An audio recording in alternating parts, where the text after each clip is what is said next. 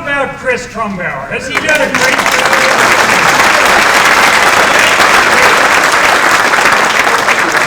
What you have done for us tonight and what you do here in Anne Arundel County as a great councilman.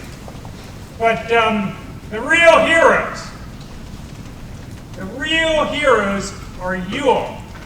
Pack in this room year after year after year.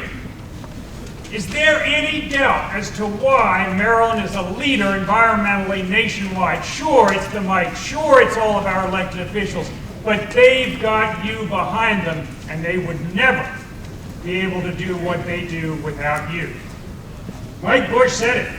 Don't just come tonight. Come back, call, write letters, make your voices heard. In all of your packets, you've got a card that will help us who have organized this, help you make your voices heard. Please fill out these cards. Please turn them in. It'll make our jobs a lot easier to help get you to the right place at the right time in a way that you want to.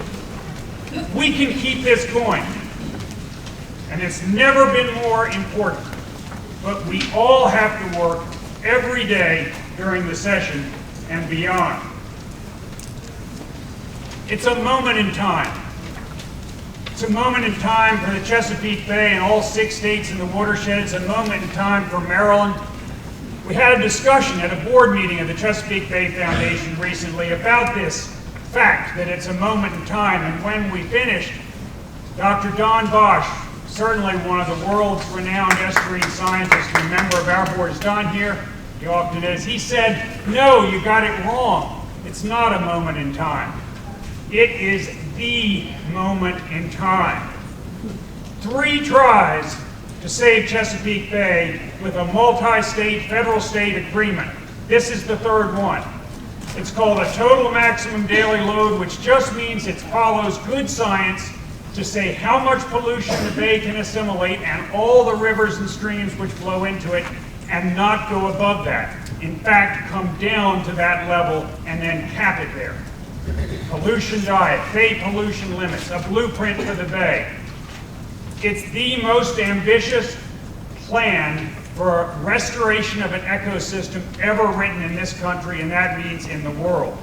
Don said if this one doesn't work, if we don't succeed this time, as we didn't the first 2 times, it'll take decades at best to put the political will back together again to get another agreement. It's the moment in time. But if you don't believe Don, or if you don't believe me, listen to those who are attacking it. Just last week, Senator Inhofe and a number of his friends in Congress wrote to Lisa Jackson, administrator of the EPA, complaining about the fact that EPA's settlement with the Chesapeake Bay Foundation on our Clean Air Act was a backdoor way to regulate the Chesapeake Bay. Is that a problem? Is reducing pollution a problem in the Chesapeake Bay? I don't think so. And then the week before, the National Corn Growers Association, in their newsletter, said that their lawsuit and theirs and others who are trying to declare this TMDL unconstitutional will be a nationwide precedent, because if it fails, then this pollution reduction protocol here on the Chesapeake Bay will be taken to the Mississippi River for the benefit of the Gulf of Mexico. God forbid we have clean water in the Gulf of Mexico. I'm shocked, I tell you. They're pulling out all the old, tired arguments. It'll hurt the economy. It'll destroy jobs. We've heard that said so many times at CBF. This will destroy jobs that we've started to believe it. So we asked Tom Pelton, great investigative journalist, in the same mold as Tim Wheeler, another great investigative journalist at the Baltimore Sun. Well, Tom's working for us. We asked him to look into it, to see if this is true, because we were starting to believe environmental regulations kill jobs. Well, his report, debunking the jobs myth, how pollution limits encourage jobs, in the Chesapeake Bay region shows just the opposite. I think there's 76 footnotes in it, thoroughly documented. Jobs are created, jobs are not lost, and he gives a number of examples. It's on our website. I think we have hard copies on the table outside. The information in there and the data in there are important tools for any of us to use in any of our areas of environmental advocacy. Please download it, please use it.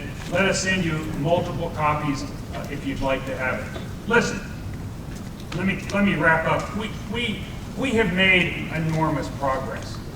Do environmentalists in Maryland rock or what? I mean, come on, look.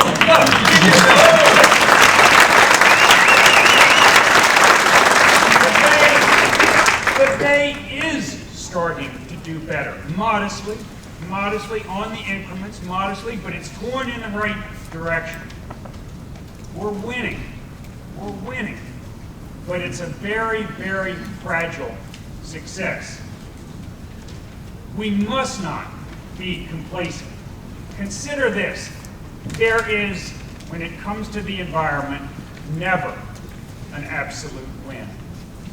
We will never be able to declare victory and go home. But how about the converse? There can be an absolute loss. With a local stream, with a river, with the Chesapeake Bay, with really the world environment as a whole, there can be an absolute loss. We are standing between that. We must not let that occur. Did I mention about these cards? You can't just come tonight. You've got to get involved. Please sign these cards. Please fill them out. We must communicate with our legislators. If the Speaker of the House of the state of Maryland asked you to do that, you've got to realize how important it is. We must communicate. We must show passion. We must get involved. We must get active.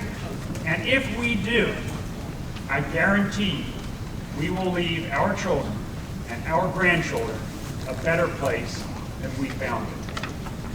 We're wrapping up now.